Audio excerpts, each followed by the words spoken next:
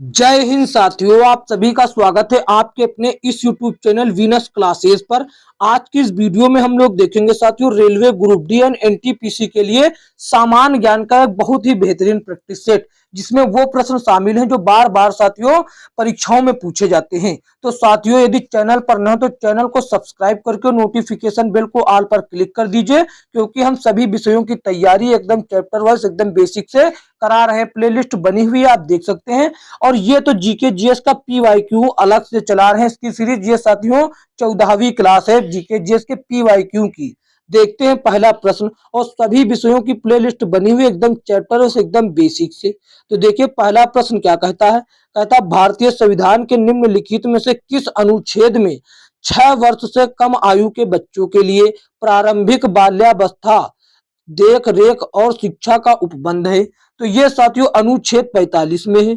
अनुच्छेद 45 में है, जो कि संविधान के भाग 4 में आता है, जो कि साथियों नीति निर्देशक तत्व से संबंधित है। जो कि किससे, नीति निर्देशक तत्व से संबंधित है। जबकि बात करें 6 वर्ष से 14 वर्ष के आयु के बच्चों के लिए निःशुल्क शिक्षा का प्रावधान अनुच्छेद 21A में है। ये बहुत ही महत्वपूर्ण है, इसको याद रखिएगा। 6 वर्ष से 14 वर्ष के आयु के बच्चों के लिए निःशुल्क शिक्षा का प्रावधान साथियों किसमें है, वो 21A में है, अनुच्छेद 21A में। इसको याद रखिएगा। ऑप्शन सी सही जवाब होता है इसका। देखते हैं अगला प्रश्न।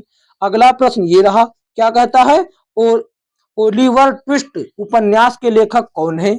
ओलिवर ट्विस्ट उपन्यास के लेखक साथियों चार्ल्स डिकेंस हैं। कौन, चार्ल्स डिकेंस हैं। जबकि साथियों Thomas Hardy Tess of the d'Urbervilles, Tess Tess of the d'Urbervilles, जबकि ई एम फॉरेस्टर क्या है, a passage to India, a passage to India. Hindi में लिख दिया कोई नहीं, a passage to India, a passage to India. इसके लेखक कौन है, ये साथियों ए एम फॉरेस्टर हैं, फॉरेस्टर इंडिया। ऑप्शन इसका सही जवाब ए होता है। ओलिवर ट्विस्ट के लेखक चार्ल्स डिकेंस हैं। देखते हैं अगला प्रश्न। ये बेहतरीन प्रश्न आया। साइंस का कहता है पोटेशियम का रासायनिक प्रतीक क्या है। लोग जिसको जानकारी नहीं होगी कहेंगे पोटेशियम का पी हो जाएगा, जिसको जानकारी नहीं होगी ये यही कहेगा, जबकि ऐसा नहीं है। पोटेशियम का होता है के, पोटेशियम का होता है के। ऑप्शन सी सही जवाब। पी तो होता है फास्फोरस का, पी होता है फास्फोरस का, पी होता है किसका, फास्फोरस का हो जाता है पी। ऑप्शन भैया सी सही जवाब होता है ये फास्फोरस का। ये हो जाता है कैल्शियम का, कैल्शियम हो जाता है कैल्शियम, कैल्शियम का हो जाता है कौन, सी ए, सी ए हो जाता है कैल्शियम। ये हो जाता है लिथियम का, ये हो जाता है लिथियम का, ये लिथियम का हो जाता है साथियों। ऑप्शन सी सही जवाब होता है आपके प्रश्न का उत्तर। देखते हैं अगला प्रश्न। अगला प्रश्न ये रहा बेहतरीन प्रश्न। कहता पाकिस्तान का कौन सा शहर हाथ से बुने हुए फुटबॉल के निर्माण में विश्व अग्रणी है। इस्लामाबाद, मुल्तान, सियालकोट, कराची। तो इस्लामाबाद तो हो जाती है उसकी राजधानी पाकिस्तान की, ये हो जाती है राजधानी। पहली बात तो ये, इसमें कोई दो राय नहीं। जो साथियों हाथ से बुने हुए फुटबॉल के लिए प्रसिद्ध है वो हो जाता है सियालकोट। ऑप्शन सी सही जवाब हो जाता है। देखते हैं अगला प्रश्न। अगला प्रश्न ये रहा, कहता है वैदिक कालीन चतुराश्रम व्यवस्था के अनुसार पारिवारिक अवधि के लिए निम्न में से किस पद का प्रावधान किया गया है। तो देखिए बात करें साथियों, मनु स्मृति के अनुसार मानव जीवन के 4 आश्रमों में बांटा गया है। मानव जीवन को 4 आश्रम में बांटा गया है, जिसमें एक तो हो जाता है संन्यास आश्रम, जिसमें दूसरा क्या हो जाता है ब्रह्मचर्य आश्रम, तीसरा हो जाता है वानप्रस्थ आश्रम, चौथा होता है गृहस्थ आश्रम। तो भैया यहाँ पर बताया पारिवारिक और सामाजिक अवधि कब आएगी, जब वो साथियों अपने परिवार के विषय में सोचेगा।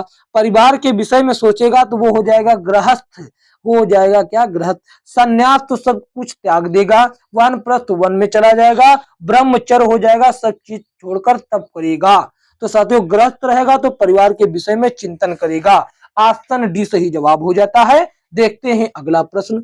अगला प्रश्न ये रहा, कहता है अपने वर्धन काल के दौरान मूंगफली की खेती के लिए कितनी न्यूनतम वर्षा की आवश्यकता होती है। भैया 50 से 125 सेंटीमीटर की वर्षा मूंगफली की खेती के लिए आवश्यकता आवश्यक होती है। देखते हैं अगला प्रश्न। अगला प्रश्न ये साथियों देखिए क्या कहता है, सिख धर्म के छठे गुरु निम्नलिखित में से कौन थे? गुरु अर्जुन, हरगोविंद और गुरु रामदास, गुरु अंगद। तो छठे की बात करें तो ये हो जाते हैं गुरु हरगोविंद। गुरु हरगोविंद हो जाते हैं छठे गुरु, जबकि साथियों अर्जुन हो जाते हैं पांचवे। अर्जुन हो जाते हैं पांचवे और रामदास जी हो जाते हैं चौथे। रामदास जी चौथे और अंगद जी हो जाते हैं दूसरे। पहला तो आप ही जानते हैं, पहला तो आप ही जानते हैं गुरु नानक देव जी हो जाते हैं। कौन? गुरु नानक देव जी हो जाते हैं। ऑप्शन भैया बी सही जवाब होता है। देखते हैं अगला प्रश्न। अगला प्रश्न ये रहा, क्या कहता है, आदि कैलाश पर्वत किस राज्य में स्थित है?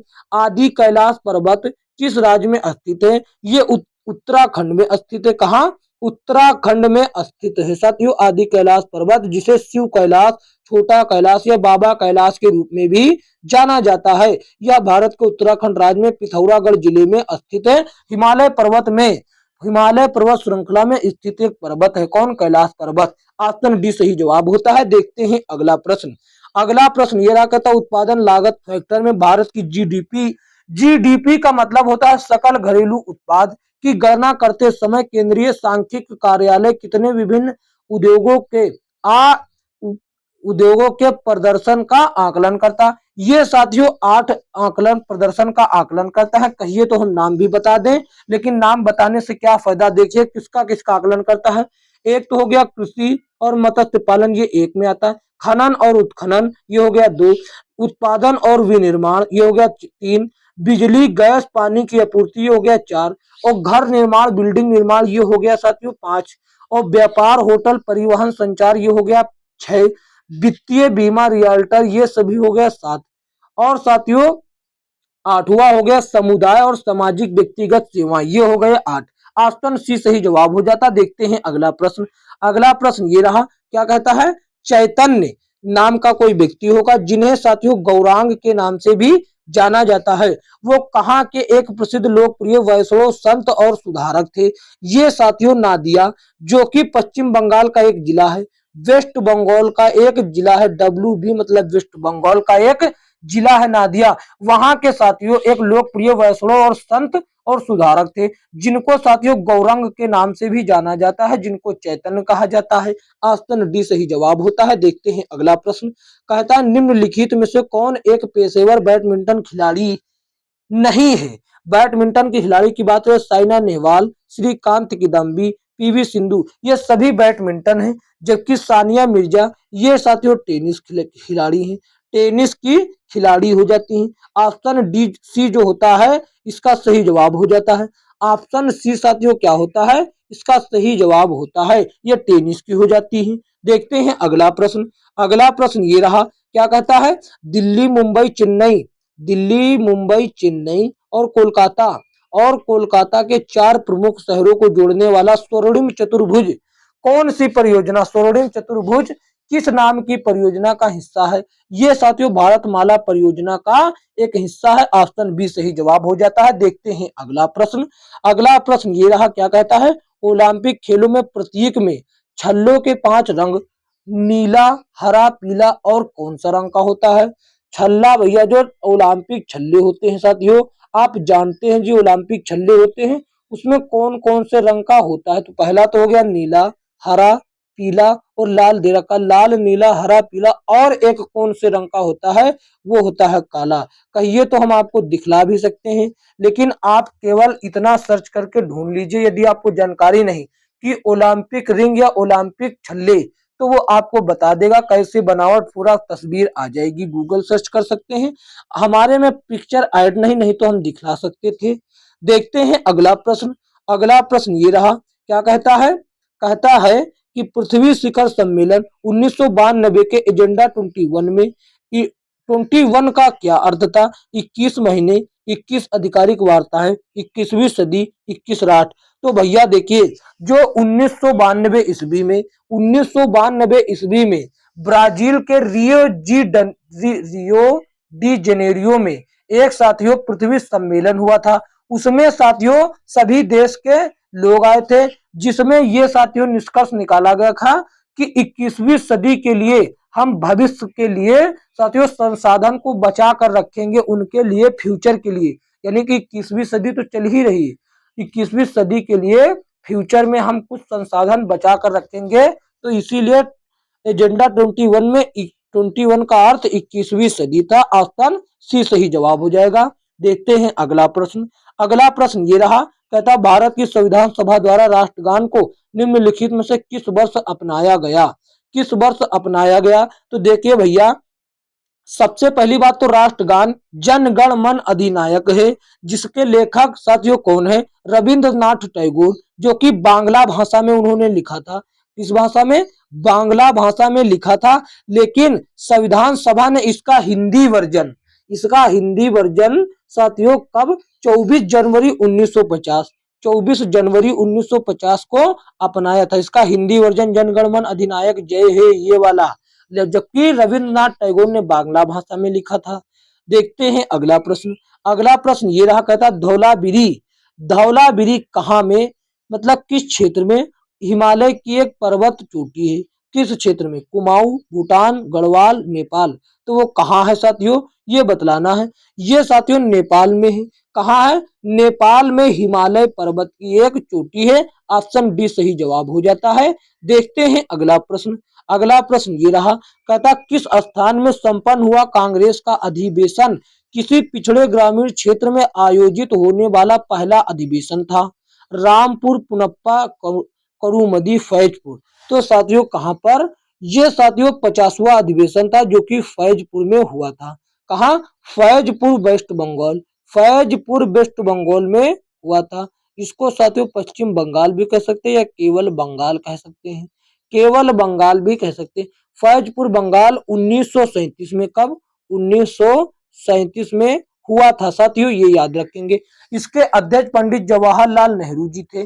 देखते हैं अगला प्रश्न। अगला प्रश्न ये रहा, कहता वारली चित्रकला, वारली चित्रकला कहाँ के वारली जनजाति द्वारा या लोगों के द्वारा निर्मित आदिवासी कला की एक शैली है।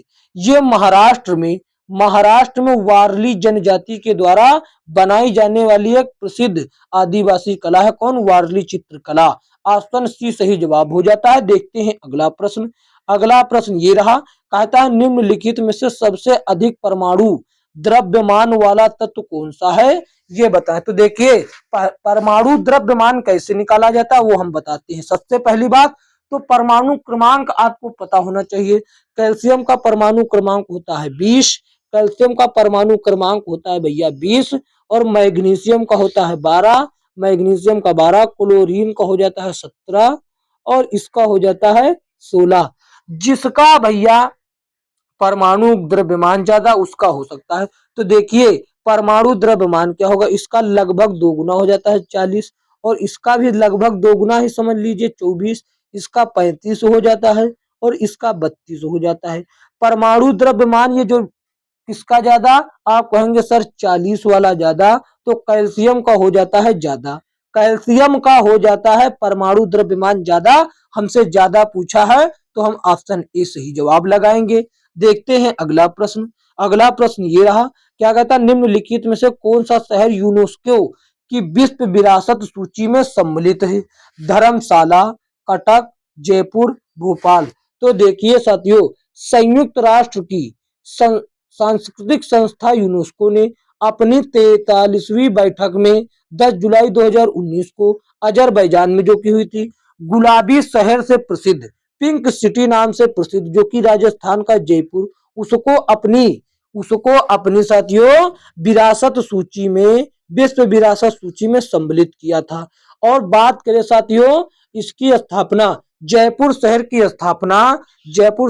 स्थापना कब और किसने की? स्थापना इसकी स्थापना जो है 1727 में, 1727 में राजा सवाई जयसिंह, राजा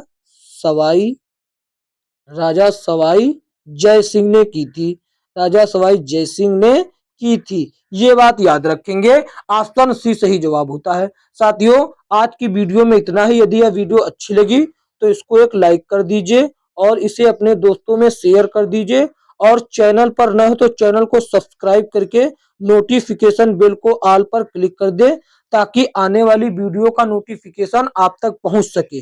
बात करें इसके पीडीएफ की, इसका पीडीएफ आपको कहाँ मिलेगा? इसका पीडीएफ डिस्क्रिप्शन बॉक्स में टेलीग्राम चैनल का लिंक दिया गया है, वहां पर डेली क्लासेस का पीडीएफ और साथियों 2025 की लेटेस्ट किताबों का पीडीएफ एकदम निशुल्क फ्री आपको मिल जाएगा। तो इसलिए साथियों आप चैनल को सब्सक्राइब करें और हमारे टेलीग्राम चैनल से जरूर जुड़ जाइए, वहां पीडीएफ आपको 100% मिलेगा। तो साथियों मिलेंगे किसी अन्य वीडियो में, तब तक के लिए जय हिंद जय भारत।